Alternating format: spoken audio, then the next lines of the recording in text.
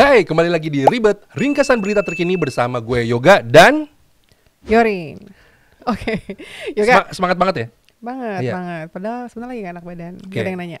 Oke, sebelum kita mulai, gue cuma pengen ingetin teman-teman untuk subscribe, like, dan boleh kasih saran di kolom komentar ya. Dan gini, just so you know, di setiap segmen Ribet ini kita nggak hanya bahas berita perpolitikan, Ya. gak ya? Jadi kita juga bakal ngangkat berita seputar isu-isu yang ada di masyarakat, berita-berita yang viral di jagat maya yang sebenarnya perlu didengar luas juga, Lin, Yes, gitu. betul banget. Dengan harapan bisa building awareness juga nih, kalau misalnya kita bantu up berita-berita yang mungkin mulai ketutup sama berita-berita baru gitu. Yap, setuju. Gitu. Oke, kita langsung aja kita bahas ke berita pertama ya. Ya. Kita ambil dari Detik News. Tunggu sebentar. Dari Detik News. Zulhas soal bacawa pres Prabowo. Gibran keren, tapi saya tetap Erick Thohir. Di sini disebutkan bahwa ada 4 nama bacawa presnya Pak Prabowo, yaitu Wali Kota Solo Gibran Raka Buming Raka, Menteri BUMN Erick Thohir, Ketum Golkar Erlangga Hartanto, dan Gubernur Jawa Timur Khofifah Indar Parawansa. Nah, seperti yang sudah banyak tersebar di media lainnya ya. Udah banyak banget dibahas ya. Betul. Mas Gibran ini katanya sudah berkali-kali diminta untuk jadi bacawa pres, tapi jawaban Mas Gibran selalu apa gak? Umurnya kan belum cukup ya kan. Gimana? Kayak orang mau diajak merit, maaf mas, umur saya belum cukup. Ya, kan gitu kan. Ya, Harus ada usia yang cukup gitu kan. Benar. Ini sama, mirip-mirip lah. Yes. Nah, soal itu sampai gue cek hari ini MK itu belum ada putusan soal Udah usia. ngecek tadi barusan? Udah tadi. Oh, iya. Hari inilah tadi pas habis makan. Itu putusan usia capres cawapres katanya sih putusannya bakal tanggal 16 Oktober. Itu baru diputuskan. Maksimal ya mungkin ya. Wah, sebentar lagi sih ya. Coba kita penasaran ya, kita tunggu ya. Nah, pendaftaran capres dan cawapres untuk pemilu 2024 itu dijadwalkan pada 19 Oktober sampai 25 November 2023. Kayaknya pas-pasin Mepet-mepet ya. ya. Pas-pasin kayaknya. Pas banget kayaknya gitu. Nah, menurut lo melihat ini gimana? Mas Gibran kalau jadi bacawa presnya Pak Prabowo bahaya tah? Ya apa ya? Secara partai ya jelas bahaya lah. Kan kita tahu Gibran ini kan kader PDIP ya kan. Kalau misalkan tadi gue sempat baca. Jadi kalau misalkan Gibran ini otomatis jadi cawapresnya Pak Prabowo, otomatis keanggotaannya di PDIP itu hilang. Tadi gue baca itu komentarnya Pak FX Rudi. Dibilang kayak gitu. Dan ini gue kebayangnya kayak ini gak sih? Kayak memantik ya kan perseteruan antara klan Jokowi dengan partainya sendiri yaitu PDIP. Bayangin deh, seorang Budiman Sujatmiko aja tuh sampai dipecat gitu kan. Nah, kalau keluarganya Jokowi gimana ya? Nah, itu bahaya banget sih menurut gue. Kalau kita mengulang lagi, mungkin ya teman-teman juga udah pada tahu ya bahwa mungkin Pak Jokowi juga sudah bilang bahwa kalaupun dilarang ya namanya anak-anak itu susah ya kalau sudah punya maunya sendiri. Kayak bapak-bapak di komplek ya namanya juga anak-anak. Tapi gitu. Mas Gibrannya sendiri sih tidak pernah memberikan semacam apa ya kayak lampu hijau yang terlalu obvious gitu. Karena beliau bilangnya adalah ditawari, umur saya belum cukup. Tapi nggak pernah ada kata-kata yang gamblang seolah-olah kayak saya mau sebenarnya gitu kayak pasti yakin. Tapi saya nggak umur saya belum cukup gitu. Jadi nggak tahu apakah ini adalah siasatnya gitu biar nggak terlalu hard selling. I don't know. Ya kalau gue sih berharap gimana? Gue sih kalau terlalu mepet gitu ya MK kayak harus memutuskan sampai 35 tahun biar bisa gitu Mas Gibran jadi cawapres. Gue cuma mikir urgensinya apa aja sih ya gitu. Urgensinya apa? Biar kepilih, biar menang. Ya, itu udah tahu sih. Udah pasti ya? Udah pasti gitu. Maksudnya alasannya kan berarti kesannya cuma itu aja ya. Yeah. Dan nggak elok sih kesannya menurut gue. Kayak maksain ya. I mean I like Mas Gibran gitu. Cuman I don't know. Iya, gue setuju sih. Maksudnya gini, dia sebagai calon pemimpin muda itu dia potensial banget. Gue setuju gitu kan. Malah kalau gue berharap dia tuh ngelanjutin kepemimpinannya di kampung halamannya di Solo. Abis itu berlanjut mungkin ya kan, siapa tahu lanjut di Jateng 1 gitu kan. Baru deh nanti dipikirin lagi. Kalau cawapres kayaknya kecepetan deh. Iya. Terus gue ada ide nih, bukan ada ide, kayak ada insight gitu kan. Selain batas usia capres dan cawapres itu kan batas bawahnya ya Lin ya, 35 tahun ya katanya ya. Betul, pada maksimalnya ya. Kenapa enggak batas maksimal? 70 dimintanya. Iya, maksudnya apa? Biar gitu kan kita ngasih kesempatan orang-orang yang lebih muda usianya, yang lebih fresh itu. Berarti lu nggak bisa dong nanti. Loh kan saya baru 17 kali 3. Oke. Iya, jadi kita ngarepin biar yang duduk di posisi eksekutif nih, di posisi teratas yang memimpin negara ini orang-orang yang lebih fresh, lebih usianya muda gitu. Jadi kalau yang ya sorry gitu, bukannya maksudnya ngecilin enggak gitu. Cuman kita berharap kalau orang-orang yang udah senior gitu kan. Ini buat capres cawapres atau iya, capres cawapres yang udah senior. Baik. Gitu. Kayak kenapa nggak duduk di, misalkan kalau di partai kan dewan pertimbangan gitu kan, partai atau dewan kalau presiden tuh kan ada ini ya, ada lembaganya juga kan. Apa sih namanya? Gue lupa. Watimpres, Dewan Pertimbangan Presiden. Yes. Maksud gue kayaknya ini deh, ada posisi-posisi yang lebih tepat gitu menurut gue gitu kan. Kita juga pengen orang-orang yang masih usia muda nih punya kesempatan yang lebih besar gitu loh. Iya, jadi lu nggak setuju dong kalau Pak Prabowo jadi presiden? Bukannya nggak setuju, tapi ngasih kesempatan aja ke yang lain. Itu sama aja. Kalian setuju nggak kalau Mas Gibran jadi cawapres? Setuju. Oh ya? Oke. Kalau dia udah sesuai dengan aturan. Apanya yang sesuai? Batas umurnya kan belum ketok palu. Kalau dia udah sesuai sebagai warga Indonesia sih dia. Tapi ini memang akan jadi dilema ya buat MK ya. Karena kan kalau misalnya beliau mau memutuskan batas usia di bawahnya adalah 35, otomatis dia juga harus mempertimbangkan batas usia maksimalnya gitu kan, 70 itu gitu. Dan ini kalau sampai kejadian ini game changer banget sih, asli. Gitu ya. Ya gue sih setuju bahwa banyak anak muda yang bisa menjadi pemimpin Indonesia sekarang. Tapi for now, I think we need to give like opportunities buat semua orang sih, Bu. Jadi usia itu jangan ada dipersempit, tapi diperluas. Jadi kalau menurut gue, I don't know ya, mungkin gue merasa Pak Prabowo itu adalah, gue bukan memilih Pak Prabowo, tapi beliau itu adalah strong contender banget gitu. Jadi kalau sampai dia digagalkan karena umur, I think it's gonna be kayak nggak fair ya? Nggak fair menurut gue. Betul. Iya. Kasih kesempatan lah. Yes. Ya minimal sekali lagi gitu. Oke. Wow. Nggak tahu deh gue. Kita lihatlah nanti. Anyway, kita masuk ke berita kedua aja gak ya? Berita kedua. Oke.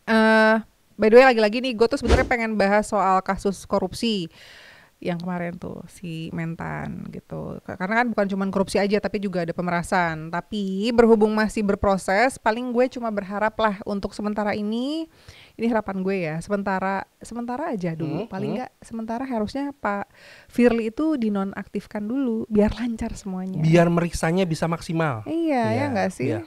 Minimal buat sekarang lah gitu. Oke, nggak, berita kedua lo aja deh. Oke, berita kedua kita akan bahas berita dari dunia internasional ya, sedikit dari CNN Indonesia. Nah ini ada CNN tuh ngebahas deretan artis Hollywood yang dukung Israel di tengah perang dengan Hamas.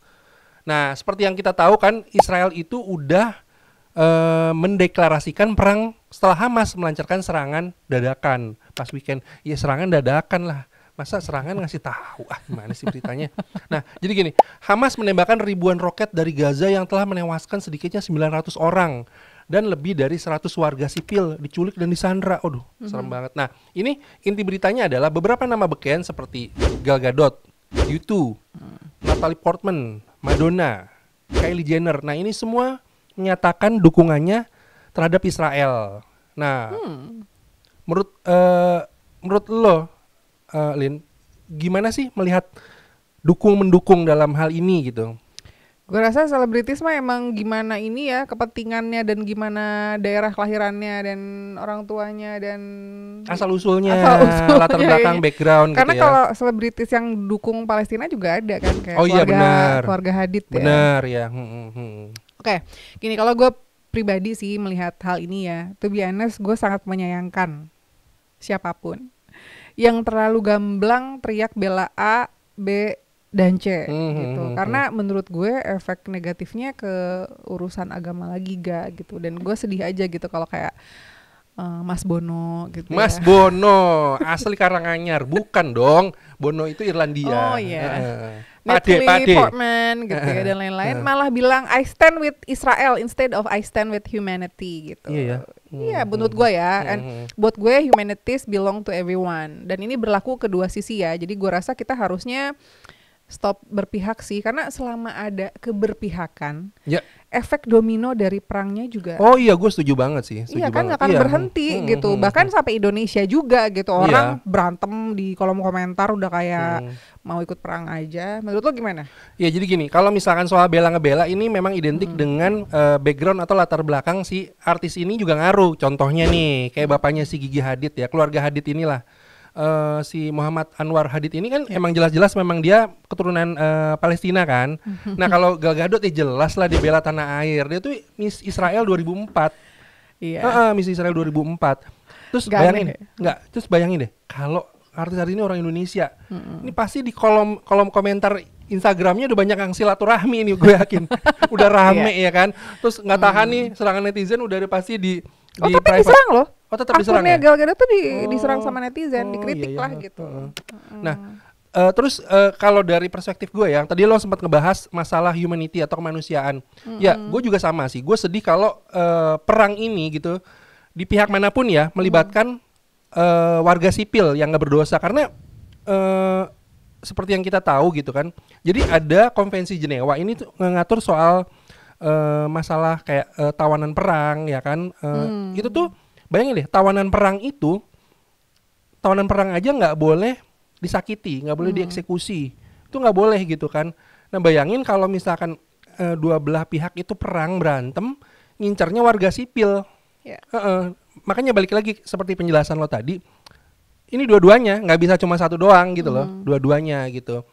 Nah ini juga mungkin silakan teman-teman yang nonton mau komentar ya, ini memang jatuhnya konflik agama atau politik sih, ya kan? Soalnya kalau dilihat dari komposisi penduduk masing-masing gitu, kalau misalkan ngomongin oh ini agama nih, oh ini politik nih gitu, misalkan ke agama gitu kan. Kalau boleh ngambil contoh gitu, mungkin bisa di googling gitu kan. Jadi misalkan di Palestina itu seorang George Abbas, seorang Kristen Ortodoks ya, dia itu pernah menjabat sekjennya Front Rakyat untuk Pembebasan Palestina. Bayangin itu di Palestinanya loh. Sedangkan di tentaranya Israel, IDF ya, istilahnya TNI-nya sana tuh namanya IDF. Itu juga banyak Muslim juga, Lin. Tahun 2020 aja ya, itu ada data dia bilang sekitar 600 orang lebih Arab Muslim itu gabung join ke tentaranya Israel gitu. Jadi kalau misalkan agama apa iya apa bener gitu kan. Jadi orang sini aja sebenarnya yang selalu kesannya keberpihakannya di situ gitu ya. Mungkin kalau mau ada yang mau nambahin di kolom komentar silakan ya. Cuman kalau dari gue sih berharap apapun yang terjadi pokoknya kedua belah pihak cepet-cepet deh gencatan senjata ya kan secepatnya gitu kan. Terus biar bagaimanapun gitu kan lebih mengutamakan diplomasi dibanding kekerasan gitu. Karena nggak ada habisnya gitu loh. Ini ada cerita lucu sih, bukan cerita lucu, tapi beberapa bulan sebelum ini gitu ya. Salah satu cara gue ngetes ChatGPT itu adalah nanyain soal Israel dan Palestina. Oh, sempat lo ngecek? Iya. Jadi gue cek ke ChatGPT dan gue nanya sama AI-nya, lebih pilih Palestina atau Israel? Dan you know what? Jawabannya apa? Wise banget. Dia bilang kita nggak boleh berpihak. Oh gitu. Keren banget. Kata ChatGPT ya? Iya, karena ya even ChatGPT aja AI tahu bahwa sebenarnya kita ini harusnya berpihak kepada kedamaian. Kita jangan berpihak pada salah satu negara gitu. Jangan. Kita harus berpihak kepada kedamaian gitu. Even robot aja paham. Robot ya? Dulu di Siri pernah diaper berapa gitu. Where is Palestina? I don't know. Ya memang nggak tahu kali mungkin ya.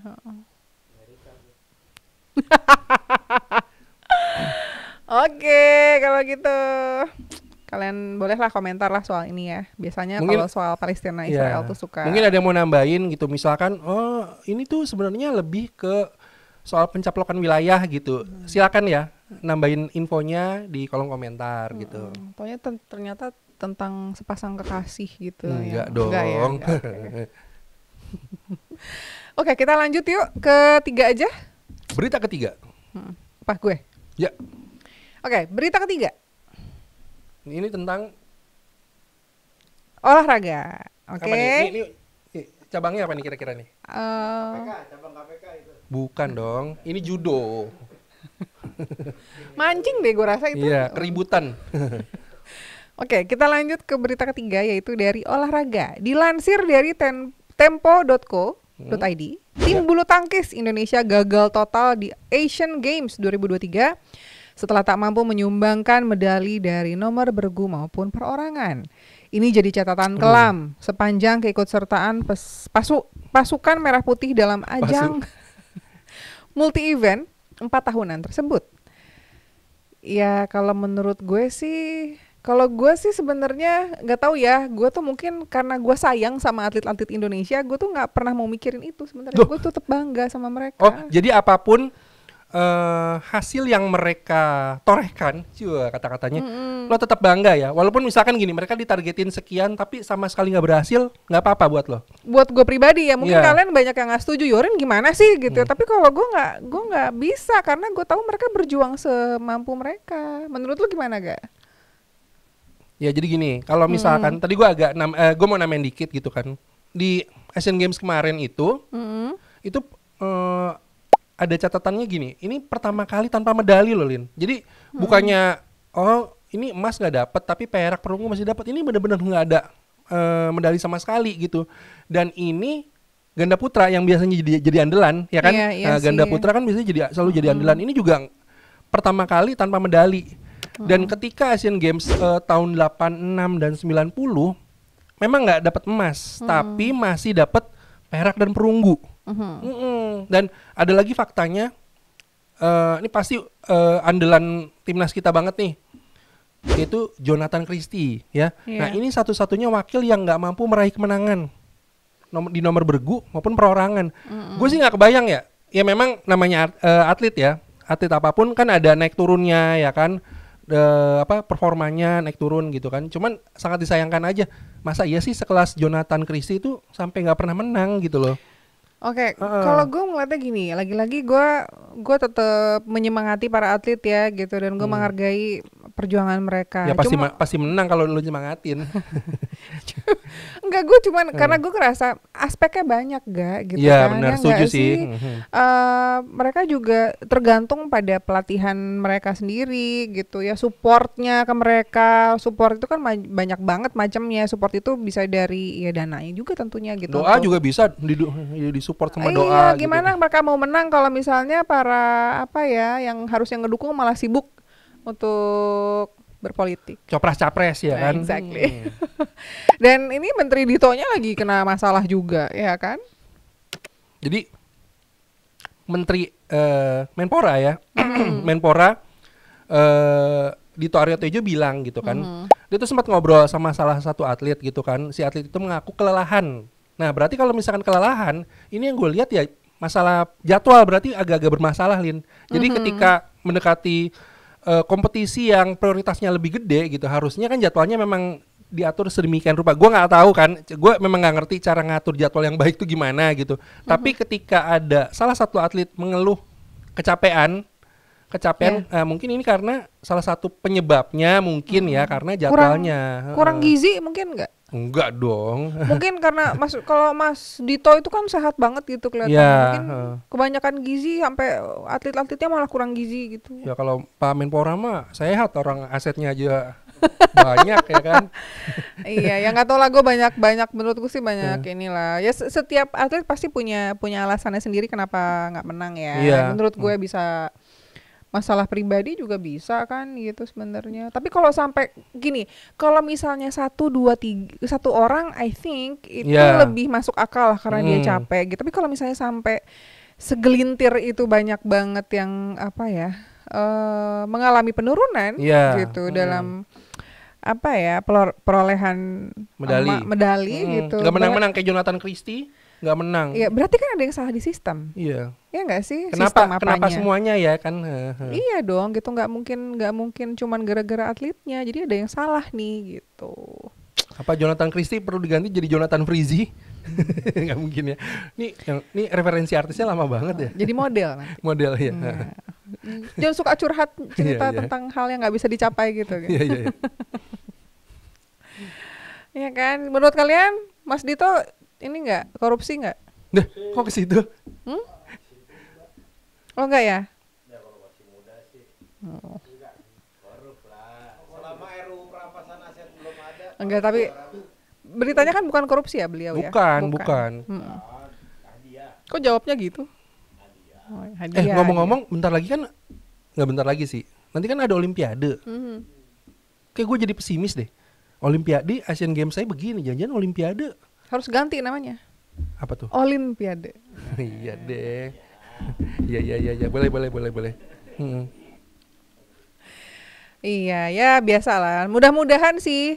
Kalau Olimpiade kan dekat lagi, bentar lagi kan. Gitu ya. Pasti nanti banyak lah. Ini sejam lagi. Politisi mulai pada inilah. Pasti banyak yang bantuin gitu. Biasanya kalau menang nanti foto-fotonya di depan. Di depan atletnya kayak dulu. Aduh. Oke, ada berita lagi? Habis ya? Habis. Oke, kalau gitu kayaknya cukup sekian. Jangan lupa ya untuk subscribe, like, and comment di bawah ini. Oke? Ya. Apalagi Kak? Mau komentar yang negatif, positif boleh. Iya. Kita berlapang dada. Kok enggak aja? Iya. Kita berlapang dada untuk menerimanya dan menghapusnya loh. Enggak. Bercanda. Oke. Terima kasih semuanya. Makasih. Sampai jumpa lagi. Dadah.